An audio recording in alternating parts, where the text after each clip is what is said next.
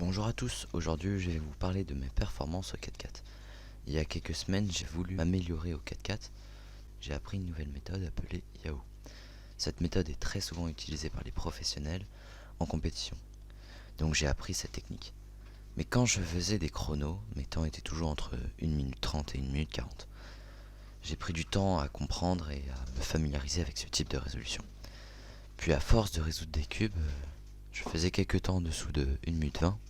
Puis ma moyenne était plutôt de 1 minute 20, 1 minute 30. Bon, déjà arrivé à ce stade, j'étais très content. Mais améliorer ma moyenne un peu plus de 10 secondes, c'était vraiment bien. Mais je trouvais que mon cube bloquait, souvent quand j'essayais de faire des temps en dessous de 1 minute 10. Alors, bien sûr, j'ai pensé à m'acheter un cube beaucoup plus performant et magnétique, le GAN 460M.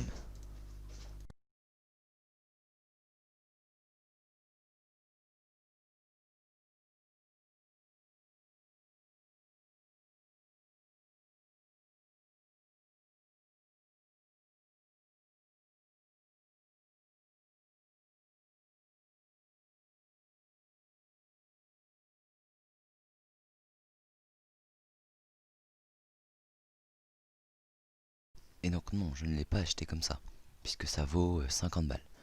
Donc je me suis lancé sur le défi de faire le 4x4 en moins d'une minute.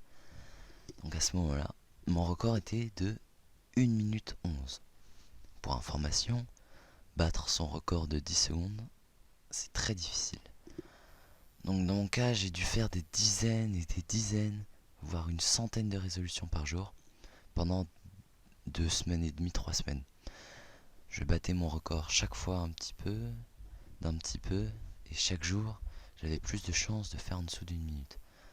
J'ai descendu ma moyenne de 20 secondes, ce qui est énorme, d'1 minute 40 à 1 minute 20 je crois. Et je m'enregistrais systématiquement, mais le jour où j'ai fait moins d'une minute, je ne filmais pas. Heureusement que Blockkeeper, l'application que j'utilise pour faire des temps, enregistre automatiquement les résolutions et on peut choisir de sauvegarder la vidéo ou pas. Dommage que la qualité est mauvaise, mais bon voilà. Sinon n'hésitez pas à aller voir le site atocube.com. C'est là que j'ai pris un bout de leur vidéo et que j'ai acheté un lubrifiant GAN, puisque GANcune.com n'en avait pas. Et sur ce, je vous dis à plus pour une prochaine vidéo.